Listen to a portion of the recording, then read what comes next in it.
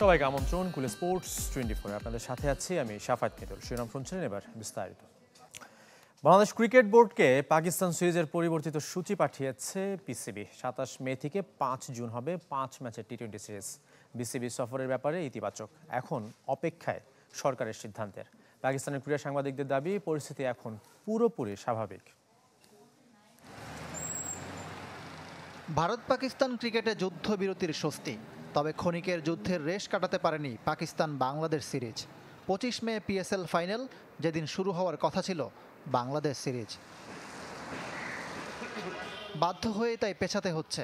পরিবর্তিত সূচি বাংলাদেশ ক্রিকেট বোর্ডের কাছে পাঠিয়েছে পিসিবি।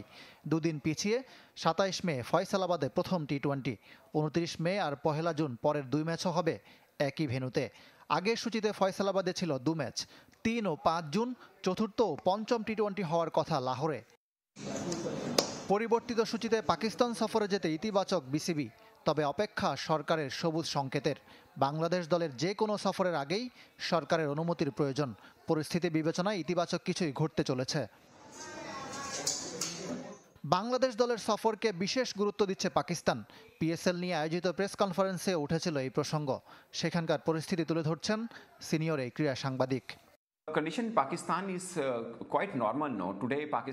পাকিস্তানের পরিস্থিতি স্বাভাবিক। পিএসএলও মাঠে ফিরছে, সবাই পাকিস্তান বাংলাদেশ সিরিজের অপেক্ষায়। বাংলাদেশের কাছে মনে হবে খেলাটা মিরপুরে।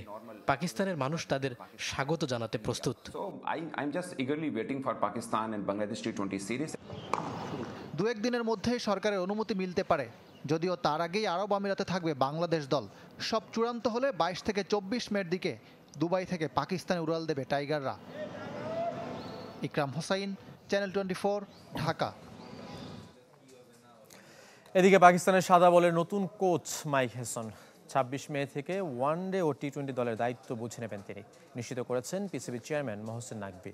সাবেক এই নিউজিল্যান্ড ক্রিকেটার বর্তমানে পিএসএল এর দল ইসলামাবাদ ইউনাইটেডের কোচের দায়িত্ব পালন করছেন।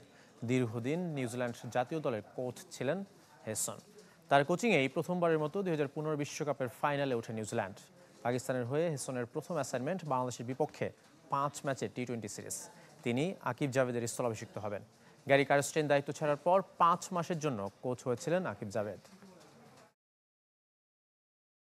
ক্যারিয়ার সেরা টেস্ট র্যাঙ্কিংয়ে 2 নম্বরে মেহেদী মিরাজ, তবে সাফল্যের চূড়ায় উঠতে চান বাংলাদেশ অলরাউন্ডার। 2000 রানের সাথে পূর্ণ করেছেন 200 উইকেট।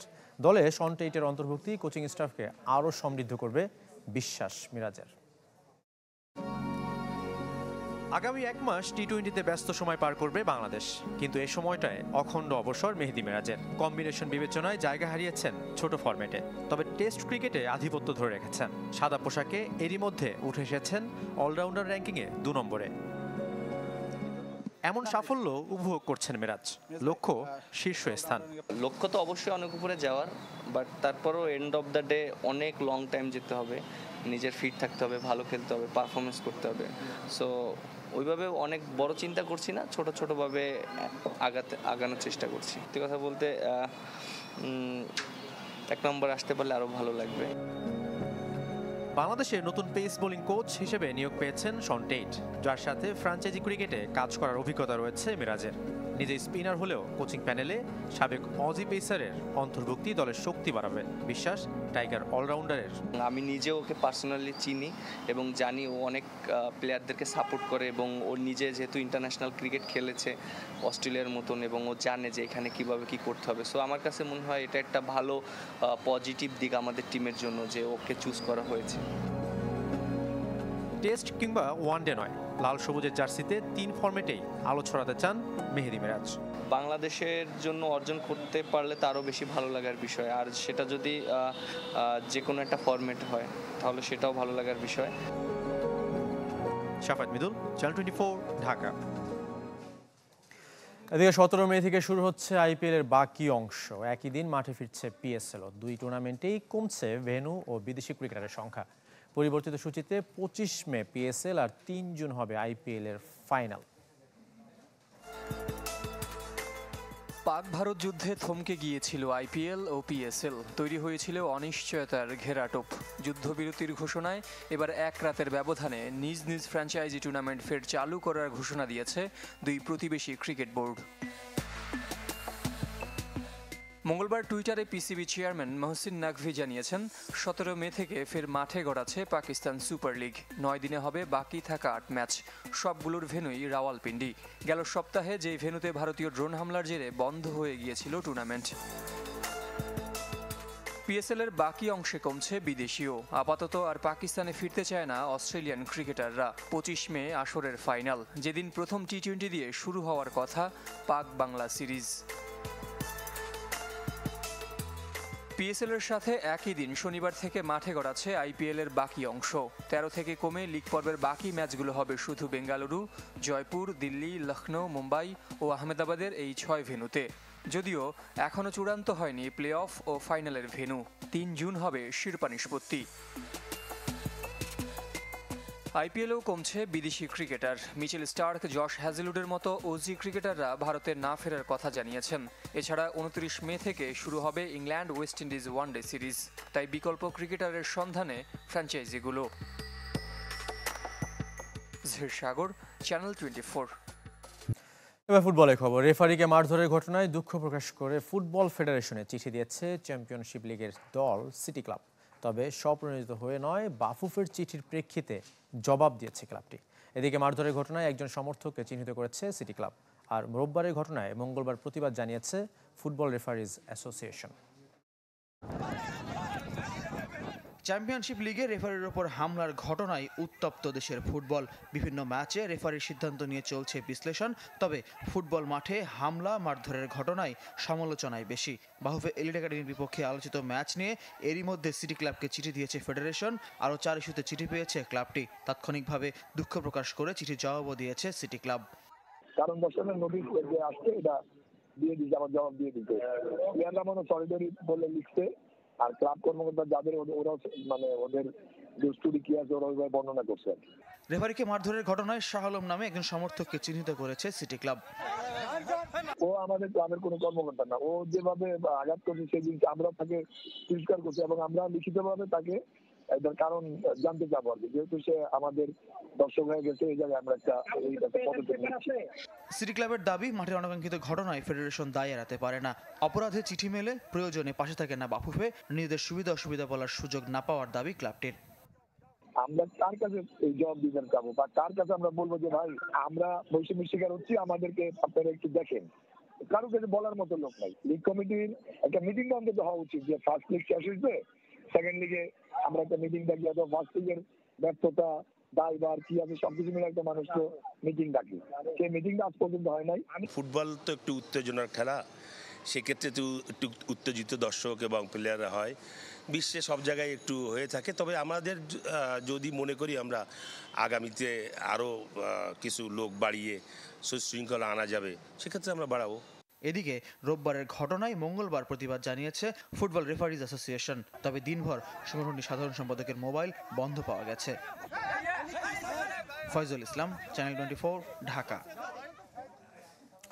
ফুটবল ফেডারেশনকে জাতীয় স্টেডিয়াম বুঝিয়ে দেওয়ার অপেক্ষায় জাতীয় ক্রীড়া পরিষদ। সময়ের সাথে নতুন নতুন সংযোজনের দেখা মিলছে দেশের হোম অফ ফুটবলে। বসেছে পেরিমিটার এলইডি। এদিকে বাফুফেকে চট্টগ্রাম জেলা স্টেডিয়াম বরাদ্দ দেয় নিয়ে স্থানীয় সংগঠকরা ক্ষুব্ধ হলেও ম্যাচ আয়োজনে সহায়তার আশ্বাস দিয়েছেন তারা।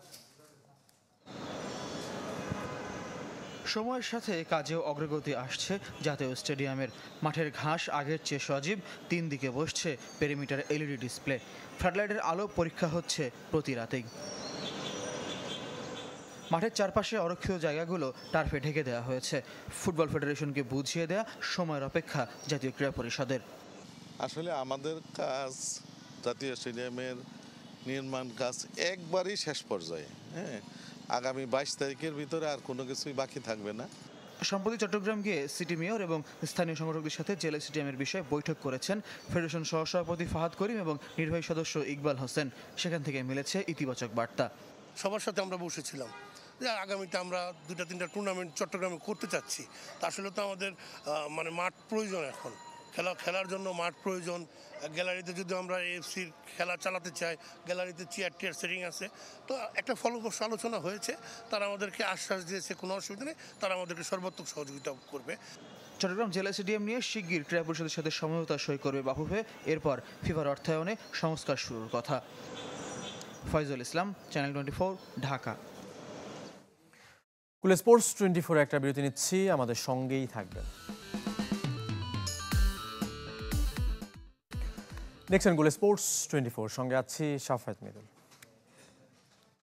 এবার এই দলের সিরিজের খবর। প্রথম 4 দিনের ম্যাচে কাল নিউজিল্যান্ডের মুখোমুখি বাংলাদেশ। সিলেট আন্তর্জাতিক ক্রিকেট স্টেডিয়ামে ম্যাচটি শুরু হবে সকাল 9টায়। ওয়ানডের মতো লঙ্গার ভার্সনের ক্রিকেটেও এই দলের নেতৃত্বে নুরুল হাসান সোহান। 2-1 ব্যবধানে ওয়ানডে সিরিজ জয় আত্মবিশ্বাসী করছে বাংলাদেশকে। জয় ছাড়া বিকল্প ভাবছে না মিজানুর রহমান বাবুল শিষ্যরা।